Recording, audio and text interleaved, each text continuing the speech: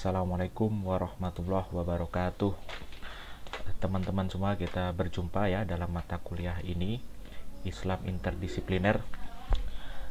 Saya akan memberikan review materi terkait tema yang telah kalian bahas bersama, yaitu adalah hubungan antara agama dan sains.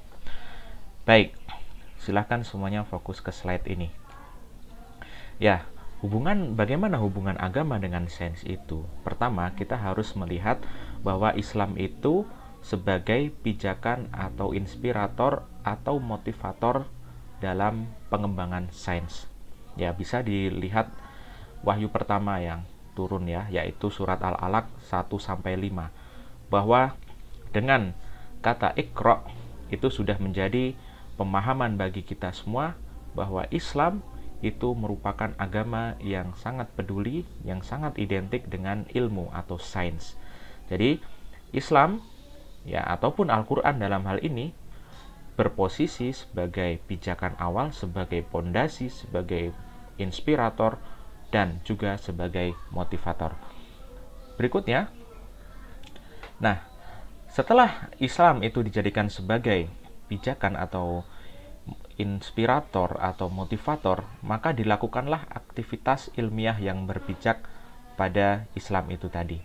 Ya, dengan berpijak pada aktivitas ilmiah yang berdasarkan Al-Quran, maka disitulah akan ditemukan suatu teori maupun ilmu yang baru, ya, yang darinya itu akan bermuara pada keesaan Allah Subhanahu wa Ta'ala atau keimanan. Nah, jadi urutannya begitu ya. Pertama, menjadikan Islam sebagai pijakan awal. Kedua, melakukan aktivitas ilmiah ya dengan koridor Islam. Yang ketiga, itu akan ditemukan suatu teori atau penemuan ilmiah yang baru, dan dari penemuan itu ya akan kita dapati bersama bahwa Islam itu adalah agama yang benar, bahwa kita bisa meningkatkan keimanan kita, dan akan kita dapati juga keagungan serta keesaan Allah.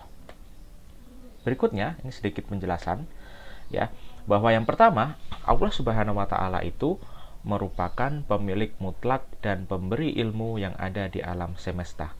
Ya, Allah itu sudah menurunkan atau menyampaikan ayat kauliyah dan ayat kauniyah yang ada di seluruh alam semesta ini. Ya, ayat kauliyah yaitu berupa firman-Nya yang tertera dalam Al-Quran dan dalam kitab-kitab yang sebelumnya Allah turunkan kepada nabi-nabi sebelum Muhammad SAW. Ayat kauniyah yaitu seluruh apa yang ada di alam semesta ini. Ya, itu semua yang memiliki secara mutlak adalah Allah, dan hanya Allah lah yang bisa memberikan ilmu itu kepada manusia. Dan persentase ilmu yang Allah berikan kepada manusia itu masih sangat sedikit ya, dibanding apa yang Allah miliki dari ayat-ayat kauniyah yang ada di semesta ini. Ya, kemudian yang kedua, Islam merupakan agama yang identik dengan ilmu atau sains. Ya, lihat wahyu pertama ya, tadi sudah kita singgung di awal. Kemudian Al-Quran dalam hal ini adalah agama Islam menjadi pijakan awal dalam penemuan sains. Ya, jadi kalau dalam Islam ya, ilmuwan-ilmuwan Muslim pada masa lalu ya, mereka itu sebelum mengkaji suatu fenomena alam misalkan, mereka selalu melandaskan pada Al-Quran terlebih dahulu ya. Jadi semua aktivitas ilmiahnya selalu berpijak pada Al-Quran.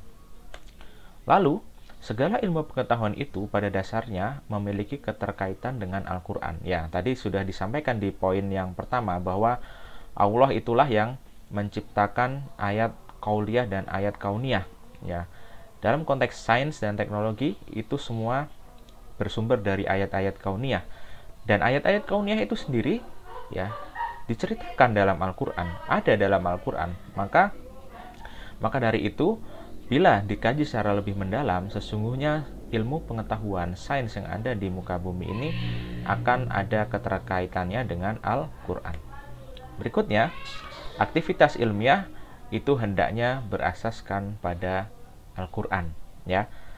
Di samping sebagai pijakan awal, sebagai inspirator, ya kita menjadikan aktivitas ilmiah itu berdasar kepada Al-Quran, itu juga akan membentengi diri kita dari keburukan atau mudarat yang timbul dari aktivitas ilmiah yang kita lakukan. Ya, dengan kita membentengi aktivitas ilmiah kita dengan Al-Quran, maka insya Allah seluruh penemuan yang akan kita hasilkan itu akan menjadi maslahat bagi agama ini dan bagi umat Islam secara keseluruhan.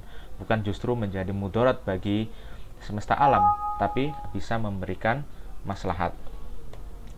Kemudian, jikalau seluruh aktivitas ilmiah itu didasarkan pada agama atau Al-Quran, maka akan didapati sebuah titik keimanan yang menegaskan keesaan Allah. Nah, jadi urutannya jelas ya. Muara dari itu semua adalah kita akan mengetahui, kita akan dapat merenungi bahwa Allah Subhanahu wa Ta'ala itu Maha Esa, Maha Agung, dan Maha menciptakan segala sesuatu. Dari situlah timbul keimanan. Nah, jadi kita bisa mengambil kesimpulan ya dari sini bahwa dengan aktivitas ilmiah, ya dengan penemuan ilmu, maka itu semua pada dasarnya bila didasarkan dengan Al-Quran akan dapat mengantarkan manusia pada titik keimanan. Ya, sekian tambahan dari saya untuk materi kali ini. Terima kasih atas perhatiannya, semoga bermanfaat. Wassalamualaikum warahmatullahi wabarakatuh.